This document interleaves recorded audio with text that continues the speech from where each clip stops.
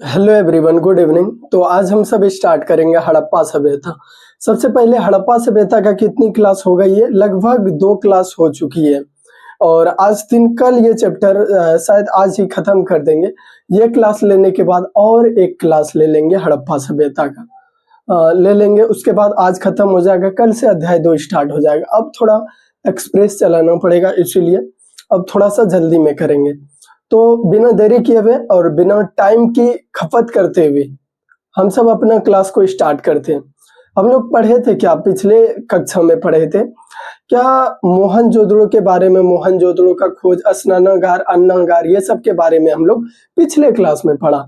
और वर्तमान क्लास में, अभी का क्लास में हम लोग पढ़ेंगे पहले किसके बारे में? अलेक्जेंडर कनिंघम के बारे में, जो कि भारतीय पुरातात्विक सर्वेक्षण विभाग के पहले डायरेक्टर जनरल थे। चलिए स्टार्ट करते क्लास को। तो पहला हम लोग पढ़ेंगे क्या?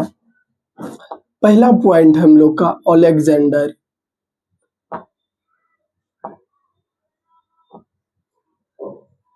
अलेक्जेंडर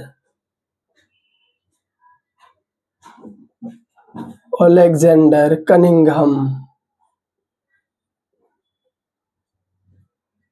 अलेक्जेंडर कनिंघम के बारे में पढ़ेंगे। तो अलेक्जेंडर कनिंघम कौन है? अलेक्जेंडर कनिंघम कौन है? पहला सवाल, भारतीय पुरातात्विक सर्वेक्षण विभाग के डायरेक्टर जनरल।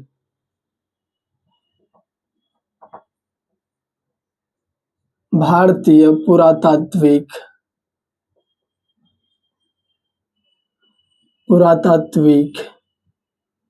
भारतीय पुरातात्विक विभाग के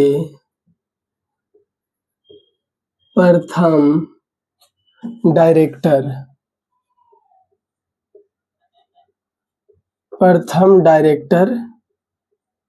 जनरल। भारतीय पुरातात्विक विभाग के, देखिए अलेक्जेंडर कनिंघम कौन थे? पहले भारतीय पुरातात्विक विभाग। पुरातत्व क्या है?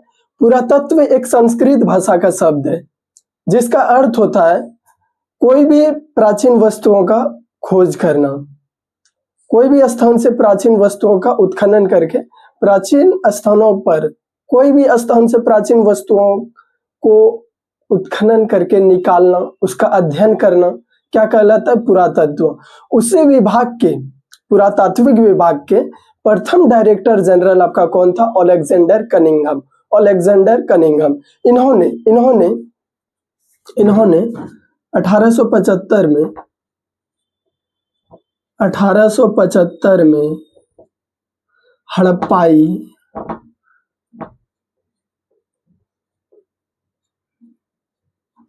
हड़प्पाई लिपि की रिपोर्ट प्रस्तुत किया था।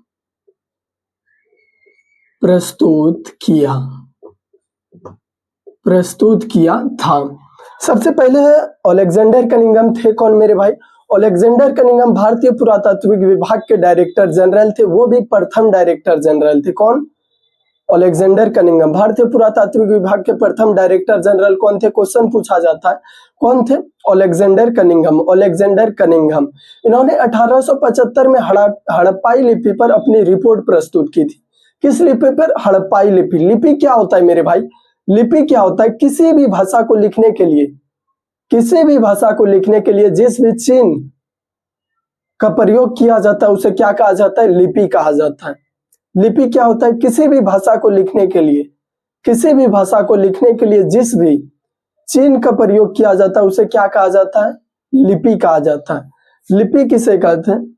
लिपि क्या होता है? लिपि किसी भी भाषा को लिखने के लिए जिस भी चिन्ह का प्रयोग करते हैं उसे क्या कहते हैं मेरे भाई? लिपि कहते हैं। तो ये था अलेक्जेंडर कनिंघम के बारे में। ऑब्जेक्टिव 2 ही पूछा जाता है। क्या पूछा जाता है? हड़प्पाई लिपि पर कनिंघम ने रिपोर्ट प्रस्तुत कब की? 1875 में। हड़प्पाई लिपि पर कनिंघम ने रिपोर्ट प्रस्तुत की कब की थी? 1875 में। भारतीय पुरातात्विक विभाग के प्रथम डायरेक्टर जनरल कौन थे? Alexander Cunningham. हालांकि भारतीय पुरातात्विक विभाग के जो मुख्यालय है वो कहाँ है? आपका भोपाल है। कहाँ है? भोपाल है, भोपाल है। और यह इंदिरा गांधी मानव संग्रहालय के अधीन है। किसके अधीन है? इंदिरा गांधी मानव संग्रहालय, जो कि भोपाल में है, इसके अधीन है। और यह संस्कृति मंत्रालय के अंतर्गत आता है। किस मंत्रालय? संस्कृति मंत्रालय। इसका भारतीय पुरातत्व विभाग के प्रथम डायरेक्टर जनरल जो आपका अलेक्जेंडर कनिंघम जी थे, इनका मुख्यालय भोपाल था। इंदिरा गांधी मानव संग्रहालय जो कि संस्कृति किस मंत्रालय के अधीन था? संस्कृति मंत्रालय। इसका भोपाल था मुख्यालय, हेडक्वार्टर बोल सकते हैं। कहाँ था आपका? भोपाल था। वही आगे की हम सब बात करें तो सबसे पहले इसके बारे में पढ़ेंगे क्या? इसके बारे में ऑब्जेक्टिव तो हालांकि हम आपको पढ़ा चुके हैं, और ऑब्जेक्टिव हालांकि सभी क्लास में बनते जा रहे हैं 10 ऑब्जेक्टिव, 10 से प्लस।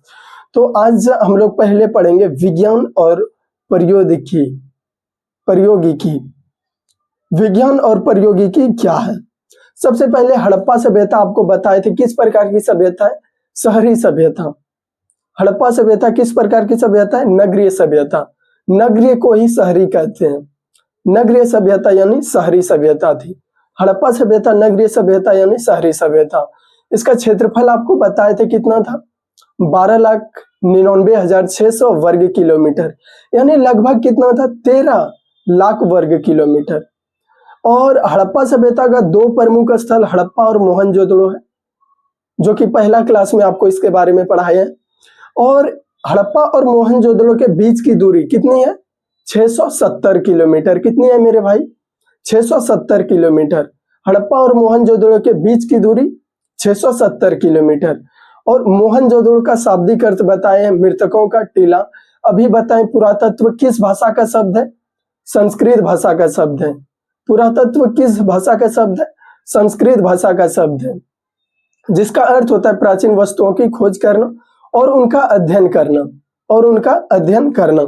आज हम लोग विज्ञान और प्रौद्योगिकी के बारे में पढ़ेंगे। सबसे पहले हम लोग पढ़ेंगे क्या विज्ञान और प्रौद्योगिकी है क्या? Science and technology.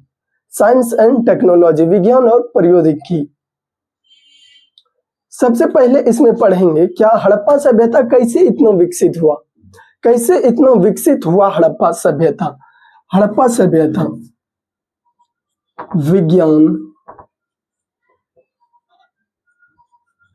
विज्ञान और प्रौद्योगिकी।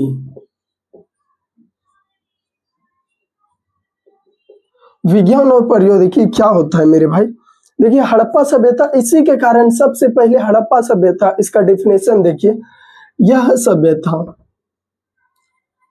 यह सभ्यता यानी कौन सभ्यता? हड़प्पा सभ्यता। यह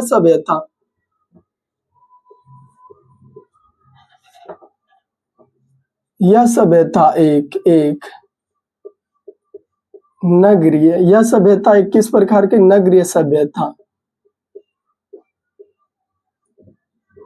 नगरीय सभ्यता थी। यह सभ्यता किस प्रकार की सभ्यता थी? नगरीय सभ्यता थी। और यह सभ्यता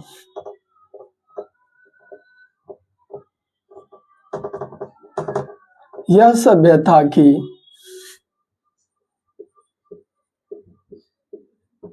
विकसित यानी क्या? डेवलप, विकसित होने का यह एक प्रमुख कारण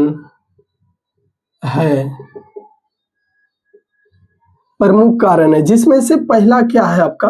पहला है लिपि। लिपि क्या है मेरे भाई? किसी भी भाषा को लिखने के लिए जिस शब्द या चिन्ह का प्रयोग की जाती है उसे क्या कहते हैं? लिपि कहते हैं। किसी भी शब्द को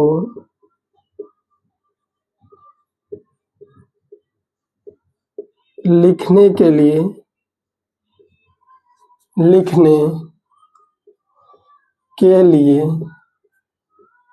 जिस चिन्ह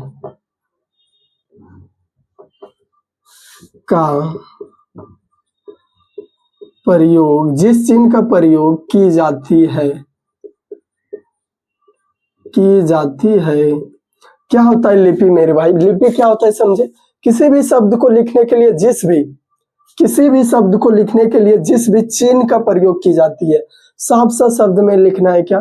किसी भी शब्द को लिखने के लिए जिस भी चिन्ह की प्रयोग की जाती है, चिन्ह की प्रयोग की जाती है, उसे क्या कहते हैं? लिपि कहते हैं। क्या कहते हैं मेरे भाई? लिपि कहते हैं। अगला है आपका धातु। धातु है। अगला क्या है आपका? धातु कर्म है, वाहन है, गोदी और नौका है, माप तौल की प्रणाली है, नगर योजना है। दूसरा क्या है? धातु धातु कर्म। तीसरा क्या है? नाप तौल। तीसरा क्या है? नाप तौल। देखिए धातु कर्म क्या होता है? किसी भी क्षेत्र में जो भी प्रमाण मिलता था, प्रमाण के अनुसार उसका कर्म किया जाता था, अंकित दी जाती थी उसमें। और नाप तौल की प्रणाली क्या होता है? यहाँ पर 8 की पद्धति को अपनाई जाती थी, यानी 2, 4, 8, 16, 32, 64 इसी तरह चलते रहता था। यहाँ नाप तौल प्रणाली बहुत ही विकसित थी। नाप तौल प्रणाली। चौथा है आपका नगरीय योजना।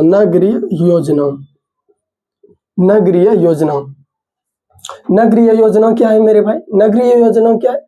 किसी भी क्षेत्र में, किसी भी शहर में नगरीय योजना क्या है? अगर ये नगरीय योजना है तो वर्तमान में इसका प्रमाण उपलब्ध है। क्या इस समय क्या प्रयोग की जाती थी? नाली, जो कि वर्तमान में भी नाली की प्रयोग की जाती है। इस समय ईंट का प्रयोग किया जाता था किसी भी गृह का निर्माण करने के लिए, घर का निर्माण करने के लिए, जो कि वर्तमान में भी प्रमाण इसका देखने को मिल रहा है। तो इसका जाहिर सा शब्द क्या है?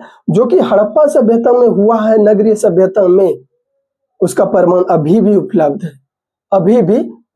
है। ईंट का प्रयोग करते थे, नाली का प्रयोग करते थे, छत का निर्माण करते थे हड़प्पा सभ्यता के वासी। तो हम लोग भी छत का निर्माण कर रहे हैं। तो यही नगर योजना क्या होता है? क्योंकि पहले प्रमाण था, हड़प्पा सभ्यता में भी प्रमाण मिला, वही प्रमाण के अनुसार अभी भी वही प्रमाण के आधारित यहाँ पर काम हो रहा है।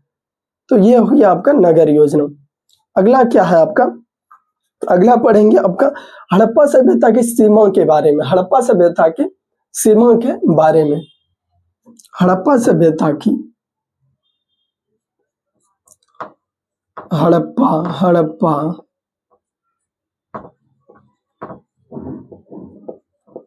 हड़प्पा सभ्यता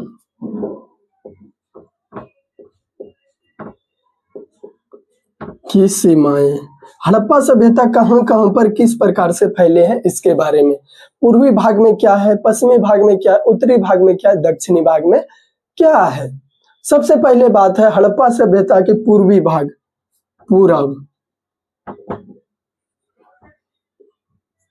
पूरब में क्या है? हड़प्पा सभ्यता की सीमा, यानी पूरब में क्या है मेरे भाई? आलमगीरपुर, जो कि उत्तर प्रदेश राज्य में है। भारत के उत्तर प्रदेश राज्य में आलमगीरपुर, जो कि किस नदी किनारे स्थित है? हिंडन नदी के किनारे। किस नदी के किनारे? हिंडन नदी के किनारे। किस नदी? हिंडन नदी के किनारे स्थित है। भारत के पूरब में क्या है? आलमगीरपुर।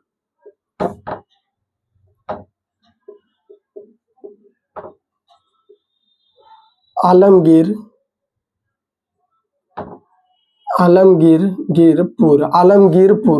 कहाँ स्थित है मेरे भाई? उत्तर प्रदेश। आलमगीरपुर उत्तर प्रदेश। किस नदी के किनारे? हिंडन नदी के किनारे। किस नदी के किनारे? हिंडन नदी के किनारे। सबसे पहले हम लोग हड़प्पा सभ्यता की सीमा में पूर्वी सीमा पढ़े। पूर्वी सीमा कहाँ है? आलमगीरपुर। आलमगीरपुर कहाँ स्थित है? उत्तर